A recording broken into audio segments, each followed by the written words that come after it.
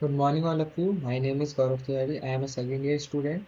Currently, I am pursuing bachelor's in computer science and technology from Graphicera Hill University, Bhimtal. Today's topic is on my mastering data structures and algorithm using C and C++ language. So here it goes. Why we need data structures? How data structures are useful to us? Data structures are way of organizing and storing data in a computer. It organizes the data in a well-mannered form. So that's why we need data structures. And why we need algorithms? We need algorithms to find the best possible way to solve a problem. Why C and C++ are great languages for this? C and C++ provide low-level control and optimizations, making them ideal for implementation data structures and algorithms. C and C++ are a low-level language and they are user-friendly language. So that's why we use C and C++ language for it.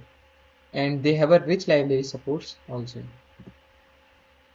Data structures contain two types in it. They are primitive data structures and non-primitive data structures. In primitive data structures, we have int, char, float, and etc. In non-primitive type, we include linear data structures and non-linear data structures. In linear data structures, we contain array, linked list, stack, queue, and etc. But in non-linear data structures, we contain graph and tree.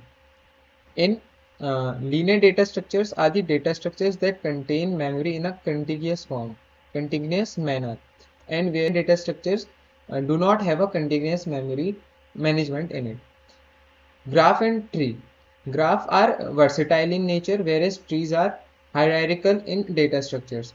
Versatile in nature means they represent relationship between their entities, and hierarchical data structures means enabling efficient storage and retrievable of information.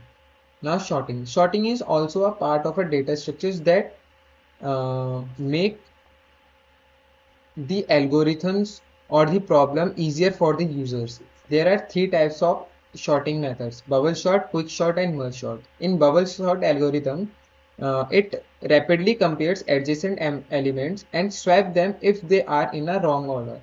In quick sort, the algorithm that divides the array into smaller subarrays and recursively sort them. In merge sort, the array is divided into smaller subarrays, sorts them, and then merges the elements. Searching algorithm is also helpful for the users to search the element in a list, linked list, or in an array, or as well as graph. It also contains three types of linear search. It also contains three types of searching: linear search, binary search, and hashing. In linear search, the searching goes on until and unless the matching element is not found in a list.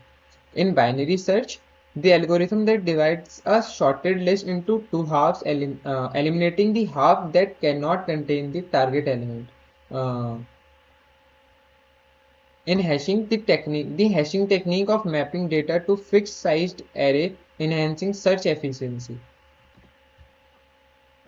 Tips for mastering data structures and algorithms using C and C++ are practicing. Uh, until and unless we didn't practice data structures, we cannot get a good touch to it. So we have to practice it more and more. Understanding the logic rather than listening the questions and just writing the algorithm is not sufficient. We have to first think how the logic is going to be work, and then we should code in our system. Thank you for joining us on this journey of mastering data structures and algorithm. We hope you found this course informative and inspiring. Thank you.